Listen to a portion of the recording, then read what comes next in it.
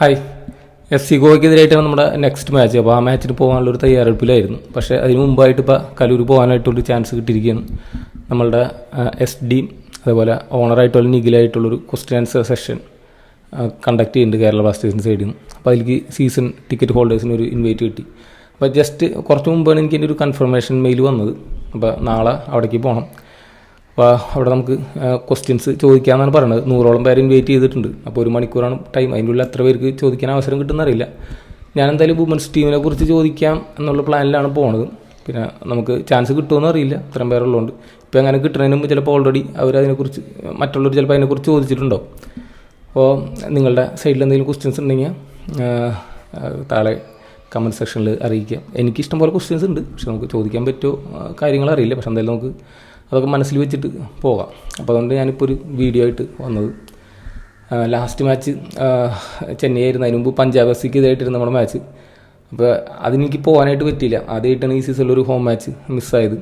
പോകത്ത് എന്തായാലും നന്നായിരുന്നു പറയുന്ന രീതിയിലുള്ള അത്രയും മോശം പ്രകടനമായിരുന്നു നമ്മുടെ സൈഡിൽ നിന്ന്. നമ്മൾ ശരിക്കും പറഞ്ഞ ഫസ്റ്റ് ഹാഫൊക്കെ കണ്ടു കഴിഞ്ഞാൽ നമ്മുടെ ഹോം മാച്ചാണ്. അതിൻ്റെ അഡ്വാൻറ്റേജ് നമ്മുടെ സൈഡിൽ നിന്നുണ്ടായിരുന്നു. പഞ്ചാബ് അതിന് മുമ്പത്തെ മാച്ചിൽ കളിക്കുന്ന വിധത്തിലൊരു ഫസ്റ്റ് ഹാഫ് ഒന്നും കളിച്ചിട്ടില്ല. ശരിക്കും നമുക്ക് അപ്പം തന്നെ കില്ല് ചെയ്യാൻ പറ്റുന്നൊരു മാച്ചായിരുന്നു. പക്ഷെ നമുക്ക് അത് ചാൻസ് മുതലെടുക്കാനായിട്ട് പറ്റിയില്ല.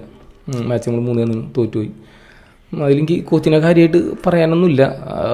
നമ്മളിപ്പോൾ ഇഞ്ചറീസിൻ്റെ പ്രശ്നങ്ങളുണ്ട്. പഞ്ചാബ് അത്ര ചെറിയ ടീമായിട്ട് നമ്മൾ കണക്കാക്കേണ്ടായിരുന്നു. പക്ഷേ അവരങ്ങനെ പോയി. പിന്നെ അടുത്ത മാച്ച് ഒന്ന് ചെന്നൈയുടെയാണ്. ചെന്നൈയുടെ തന്നെ ഒരു ഫുൾ സ്കോഡിനെതിരെയാണ് നമ്മൾ കളിക്കുന്നത്. അവർ വളരെ ടൈറ്റായിട്ട് ഫുള്ള് ഒരു ലിറ്ററലി ഒരു ഫൈറ്റിങ് ആണ് അവിടെ നടന്നത്. നല്ലോണം ഫൗള് കിട്ടുന്ന കളിച്ചത്. നമുക്ക് സച്ചിൻ ഇഞ്ചറി പറ്റി ഒക്കെ പുറത്ത് കൊണ്ടുവരവസ്ഥയും വന്നു. നമ്മളെ സൈഡിൽ നിന്നും പ്ലേയേഴ്സൊക്കെ കമ്മിറ്റഡ് ആയിട്ടാണ് കളിച്ചില്ല. അതിലൊന്നും എനിക്കൊരു പ്രശ്നമില്ല. പക്ഷെ നമുക്ക് പറഞ്ഞ പോലെ നമ്മൾ കുറേ കാര്യങ്ങൾ ലാക്ക് ചെയ്യുന്നുണ്ട്. അതൊക്കെ നമുക്ക് എക്സ്പോസ് ആവുന്ന ഒരു മാച്ചൊക്കെ തന്നെയായിരുന്നു. വേറെ ഡീറ്റെയിൽ ആയിട്ടൊരു വീഡിയോ ചെയ്തിട്ടുണ്ടായിരുന്നു. അതേപോലെ നമ്മളെ എല്ലാ ഒരു കുറവുകളും കാണുന്ന ഒരു മാച്ചിൻ്റെ ആയിരുന്നു ചെന്നൈ മാച്ച്. നമ്മൾ ലൂണ ഇല്ലാത്തപ്പോൾ തന്നെ കുറേ ചാൻസസ് പോയി. അതിനുശേഷം പെപ്പറയും ഡിമിയും കൂടി ഒരു കോമ്പിനേഷൻ വർക്കൗട്ട് ചെയ്ത് കുറച്ച് ചെയ്തായിരുന്നു. പെപ്പർ പോയപ്പോൾ അതും പോയി. പിന്നെ ഡിമി ഒറ്റയ്ക്ക് ഗോൾ അടിക്കാൻ തുടങ്ങി. അപ്പോൾ ഡിമിയും ഇല്ലാണ്ടായിരുന്നു നമ്മൾ ചെന്നൈക്കെതിരെ വന്നത്. ഈ ഷമ്പണ്ടിയൊക്കെ ഒരു ഒന്നുമില്ലാത്ത രീതിയിലായിരുന്നു അവരുടെ ഡിഫൻസൊക്കെ കളിച്ചത്. അത്രയും സോൾഡായിട്ടാണ് അവർ ഫിസിക്കലായിട്ട് കളിച്ച കളി. എനിക്ക് കോച്ചിനെ മാത്രം നമുക്കതിൽ കുറ്റം പറഞ്ഞിട്ട് വലിയ കാര്യമൊന്നും തോന്നുന്നില്ല. ഇങ്ങനത്തെ ഒരു അവസ്ഥയിലാണ്. അപ്പോൾ അങ്ങനെ നമ്മളിരുന്ന് പ്രതീക്ഷിക്കാൻ പറ്റുള്ളൂ. അത്രയും ചാൻസൊക്കെ നമ്മൾ ക്രിയേറ്റ് ചെയ്യുന്നുള്ളൂ. നമുക്കൊരു ക്രിയേറ്റിവിറ്റി ഫാക്ടർ ഭയങ്കര മിസ്സിങ് ആണ്. പിന്നെ ഫെഡറർ എന്നുള്ള പ്ലെയർ വന്നിട്ടുണ്ടെങ്കിലും പുള്ളി അത്ര ഒരു ഇൻഡിവിജ്വലി എന്തെങ്കിലും ചെയ്യാൻ പറ്റുന്ന ഒരു പ്ലെയറാണെന്ന് തോന്നില്ല. നമ്മൾ ISL വരുന്ന തന്നെ അറ്റാക്കിംഗ് മിഡ്ഫീൽഡർ റോളൊക്കെ കളിക്കുന്ന പ്ലെയേഴ്സ് ഇപ്പോൾ റാഫേൽ കെറോലൊക്കെ ആണെങ്കിൽ ബോൾ ഹോൾഡ് ചെയ്തിട്ട് പുള്ളിയുടെ വക സെറ്റ് പീസ് അല്ലെങ്കിൽ നോർമൽ ഗെയിം പ്ലേയിലൊക്കെ ചാൻസ് ക്രിയേറ്റ് ചെയ്യുന്ന ഒരു പ്ലെയറാണ്. അപ്പോൾ അങ്ങനത്തെ ഒരു പ്ലെയറാണെന്ന് ഫെഡറിൻ്റെ കളി കണ്ടിട്ട് തോന്നുന്നില്ല.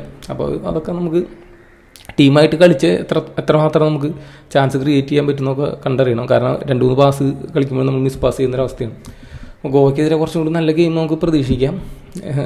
കുറച്ചും കൂടി നമ്മൾ ഹോം ഗെയിമിൻ്റെ ഒരു അഡ്വാൻറ്റേജ് കളിക്കുന്നു വിചാരിക്കാം. ഗോവ ഇപ്പോഴും ഒരു ഗോവയ്ക്കും പരിക്ക് പറ്റിയിട്ട് ജിങ്കരും പോയി. പിന്നെ അവർ അറ്റാക്കിംഗ് മിഡ്ഫീൽഡ് പോയ സ്ഥിതിക്ക് കുറച്ച് വിഡ്രോൾ ചെയ്യുന്ന കളിക്കുന്നത്. പക്ഷെ എന്നാലും അവർ നമ്മളെ സംബന്ധിച്ച് നോക്കുമ്പോൾ വളരെ നല്ല കളിയാണ് കളിക്കുന്നത്. അതുകൊണ്ട് അവരൊരു ബാഡ് ഫോം നമ്മൾക്കെതിരെ വലിയൊരു അഡ്വാൻറ്റേജ് ആയിട്ട് കാണേണ്ട ആവശ്യമില്ല. പിന്നെ നമ്മുടെ ഹോം ഗെയിമാണ് നേരത്തെ പറഞ്ഞ പോലെ. പക്ഷെ എന്നാലും സിഗോ നല്ല സ്മൂത്തായിട്ട് തന്നെ കളിക്കുന്നത്. അറ്റാക്കിങ് പ്രോഗ്രഷനൊക്കെ അവർക്ക് വളരെ എളുപ്പത്തിൽ നടക്കുന്നുണ്ട്. ചാൻസ് അവർക്ക് കൺവേർട്ട് ചെയ്യാൻ പറ്റുന്നില്ല എന്നുള്ളൊരു പ്രശ്നമുള്ളൂ.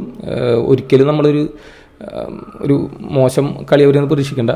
സ്മൂത്താണ് അവർ പാസ് ഇട്ട് നമ്മളെ ബ്രേക്ക് ചെയ്യും. വളരെ എളുപ്പത്തിൽ ബ്രേക്ക് ചെയ്യുമെന്ന് എനിക്ക് തോന്നുന്നത്. നല്ല ടൈറ്റ് മാച്ച് തന്നെ നമുക്ക് കളിക്കേണ്ടി വരും. കോച്ച് പറഞ്ഞ പോലെ നമ്മുടെ B ടീമായിട്ട് കളിച്ചാലും നമ്മളിപ്പോൾ ടൈറ്റ് മാച്ച് എന്നുള്ള അവസ്ഥയാണ് നമ്മുടെ ഒരു കളി. നമ്മളെ ക്രിയേറ്റീവ് സൈഡും ടെസ്റ്റ് ചെയ്യപ്പെടും ഗോവയ്ക്കെതിരെ. അതേപോലെ തന്നെ അവരെ അറ്റാക്കിങ് നമ്മളെ ഡിഫൻസിനെ നല്ല രീതിയിൽ ടെസ്റ്റ് ചെയ്യും. അവരുടെ ചാൻസ് ക്രിയേറ്റ് ചെയ്യാൻ ലാക്ക് ചെയ്യുന്നുണ്ടെങ്കിലും പക്ഷെ അവർക്ക് നല്ല അടിപൊളിയായിട്ട് കളിക്കുന്നുണ്ട്. അവരെ കളി നോക്കിക്കഴിഞ്ഞിട്ടുണ്ടെങ്കിൽ കളമയ്ക്കിൻ്റെ ഒരു ഇമ്പോർട്ടൻസ് നമുക്ക് കാണാൻ പറ്റും. സെൻട്രൽ മിഡ്ഫീൽഡിൽ നിന്നിട്ട് പുള്ളി നൈസായിട്ട് കോർഡിനേറ്റ് ചെയ്യുന്നുണ്ട് അറ്റാക്കിൻ്റെ കേസിൽ. പിന്നെ 1-2 സെനാരിയോസ് ഉണ്ട് അവരുടെ. അത് അവർ നല്ല രീതിയിൽ എക്സിക്യൂട്ട് ചെയ്ത് വരുന്ന ഒരു സെനാരിയോസാണ്. അവരുടെ മെയിൻ ഒരു അറ്റാക്കിംഗ് ആണ് അവരുടെ ലെഫ്റ്റ് വിങ്ങിലൂടെ നോസദോനോടെ കളിക്കാറ്. ഈ കേസിൽ സെൻറ്റർ ബാക്ക് മുതൽ ഒരു മിഡ്ഫീൽഡ് അല്ലെങ്കിൽ അറ്റാക്കിംഗ് മിഡ്ഫീൽഡ് വരെ ഈ ഒരു വിങ്ങിലേക്കുള്ള ലോങ് ബോൾ കളിക്കാൻ റെഡി ആയിട്ട് നിൽക്കും. ഈ കേസിൽ ബാക്കിൽ നിന്ന് ഒരു കൗണ്ടർ അറ്റാക്ക് സ്റ്റാർട്ട് ചെയ്യണം. വീണ്ടും സെൻട്രൽ മിഡിലെത്തുമ്പോൾ തന്നെ നമുക്ക് ലെഫ്റ്റ് വിങ്ങിലെ പ്ലെയർ റൺ മേക്ക് ചെയ്യുന്നതാണ്. നോസദ് ലാസ്റ്റിൽ കളിച്ചിട്ടില്ല, ബെൻഡറാണ് അവിടെ കളിച്ചത്. പക്ഷേ അവരുടെ ഈ പാറ്റേൺ നമുക്ക് ഭയങ്കര വ്യക്തമാണ്. ഇപ്പോൾ റൈറ്റ് വിങ്ങിൽ ഇപ്പോൾ ത്രോ എടുക്കുകയാണ്. കാൽമയ്ക്ക് അവിടെ വന്ന് ബോൾ വാങ്ങിച്ചിട്ട് ഒറ്റയടിക്ക് തിരിഞ്ഞിട്ട് അവിടേക്ക് ലോങ് ബോൾ കൊടുക്കുകയാണ്.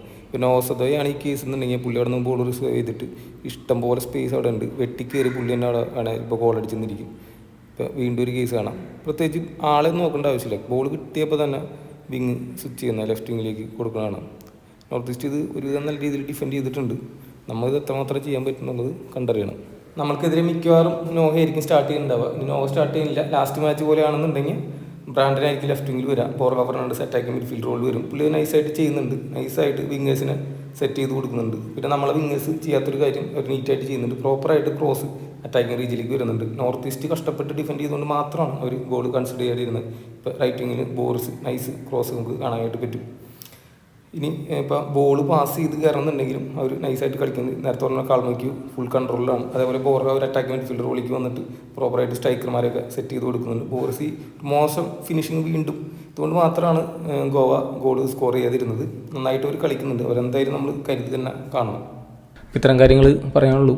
പിന്നെ ക്വസ്റ്റ്യൻ ആൻസർ സെഷൻ കഴിഞ്ഞിട്ട് ടൈം കിട്ടുകയാണെങ്കിൽ ലൈവായിട്ട് എങ്ങാനും വരാം, അല്ലെങ്കിൽ നമുക്ക് മാച്ച് കഴിഞ്ഞിട്ട് കാണാം. ബൈ.